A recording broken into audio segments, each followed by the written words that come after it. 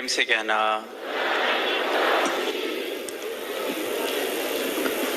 आज यहाँ इस सत्संग कार्यक्रम में हम सब संतों की वाणी श्रवण कर रहे थे। अनेक तरह के भाव, अनेक तरह के तरीके, चाहे वो गीत रहे, विचारें रहीं या कविताएं, जिसमें हास्य का रूप भी देखा हमने। पर एक ही सत्य की तरफ, एक ही रहमत की तरफ जो पूरन सद्गुरु ने हम सबके जीवनों पर की है। और अगर इस रहमत का, इस तरस का एहसास बना रहता है जीवन में, तो फिर भाव चाहे किसी भी रूप से बाहर निकलें, वो भक्तिमय हो जाते हैं। पर अक्सर ऐसा होता है कि ये जीवन जीते जीते जाने अनजाने में हम बहुत सी ऐसी चीज़ें, बहुत से ऐसे व्यवहार, बहुत से ऐसे स्वभाव हमारे बन जाते हैं जो कब कहाँ मेरे इस भक्ति में मिलावट करने लगती हैं, जहर घोलने लगते हैं। तो ये जो आनंद की अवस्था से मैं कब कहाँ दूर जाता रहता हूँ। तो चंद दिनों से ऐसे ही एक स्वभाव, ऐसे ही एक व्यवहार, ऐसे ही एक हैबिट जो दास को लगता है कि सबकी ही फेवरेट है, बिल्कुल दिल के करीब, मनपसंद और घर घर में होती है, उसकी तरफ ध्यान गया दास का, जो करके बहुत ही दिल को खुशी भी मिलती है, रुका ही नहीं जाता। तो ऐसे ही गया ध्यान के ये निंदा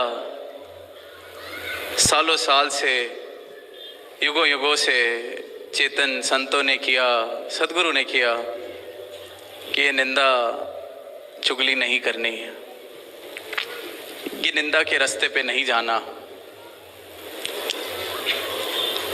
वो कहते आए, हम सुनते आए, वो कहते रहते हैं, हम सुनते रहते हैं, पर फिर भी वो रास्ता छूटता नहीं, फिर भी वो कार्य होना बंद नहीं होता। तो ध्यान इसी बात पर गया कि इतना क्या मज़ा है इस बात में, क्यों ये निंदा करते वक्त लगता है कि इतना स्वाद आ रहा है।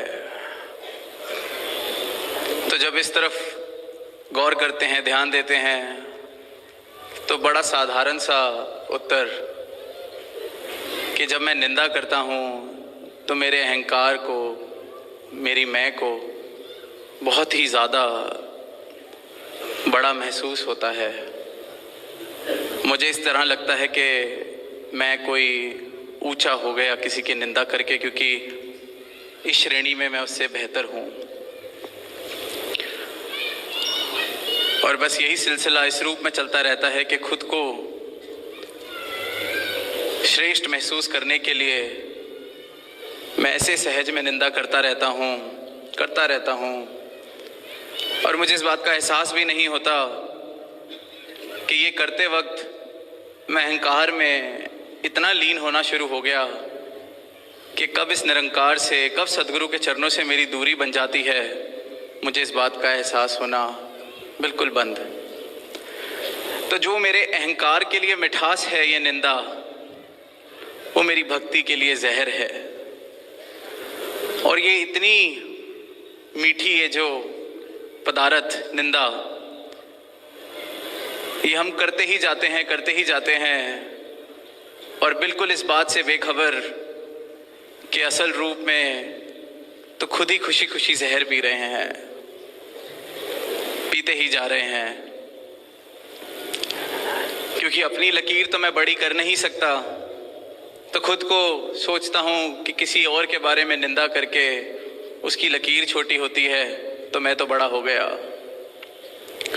घर पे बैठे हैं तो घर वालों की निंदा, फिर जब घर में, मोहल्ले में, आस पड़ोस में लगा कि अब सबकी निंदा करके हम सबसे ऊंचे हो चुके हैं, तो अब थोड़ा लेवल बढ़ाने की ज़रूरत है। जितने मेरे आसपास हैं इनसे तो मैं ऊपर हो ही चुका हूँ, तो फिर मैं संतों महापुरुषों की निंदा में चला जाता हूँ। फिर लगता है अब इनसे भी खुद को ऊपर महसूस कर पा रहा हूँ, तो फिर लगता है जो ज़्यादा सेवा करते हैं, जिनको कोई सेवा मिली हुई है, जो कुछ कर रहे हैं, तो उनको ज़रा बताया जाए कि कैसे चीज़ें बेहतर हो सकती हैं। फिर मैं ज़रा उनकी निंदा, और ऐसे ही ऐसे ये सीढ़ी में चढ़ता जाता हूँ, क्योंकि कब तक एक ही इंसान से लड़ाई लड़ूंगा। उससे तो मैं जीत गया निंदा करके उसकी अपने दिल में। तो पहुँचते पहुँचते फिर एक ऐसी अवस्था भी पहुँच जाती है कि अब दुनिया की भी निंदा कर ली, परिवार की भी निंदा कर ली, आस पड़ोस की निंदा हो गई, संतों महापुरुषों की निंदा हो गई, सेवादारों की हो गई, अधिकारी की हो गई। अब शेष कौन रह गया? फिर परमात्मा, फिर गुरु, कि ये क्यों, वो क्यों, ऐसे नहीं, वैसे नहीं। तो इस निंदा के खेल से जो स्वाद मिल रहा है, तो दास का ध्यान यही गया कि अगर इसकी तरफ चेतन खुद को कर लिया जाए, तो शायद फिर उस शब्द की ज़रूरत नहीं पड़ेगी, उस बात की ज़रूरत नहीं पड़ेगी, कि क्योंकि उससे तो कोई असर हुआ नहीं, ना होना है। तो यही अरदास सतगुरु माता जी के चरणों से कि एक एक गुरसिक आप जी का, आपके चरणों की प्रीत हर पल में अपने जीवन में उसका एहसास बनाए रखे, और सबकी आप जी अपने चरणों से तोड़ निभाना, प्रेम से कहना, धन्यवाद।